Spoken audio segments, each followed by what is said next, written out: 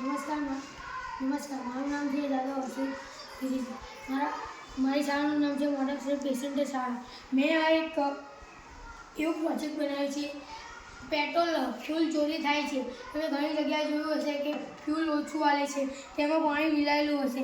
તે આ પ્રોજેક્ટ કેવી રીતે કામ કરે છે તે અમે ચાલુ કરીને બતાવીશું. આ પ્રોજેક્ટમાં display, battery, flow sensor, Arduino nano લગાવેલું છે. તેની અંદર આ ચાપ પણ લગાવેલી છે.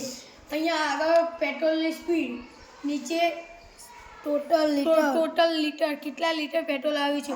અમે ફૂંક મારીને ચાલુ કરીને બતાવીશું.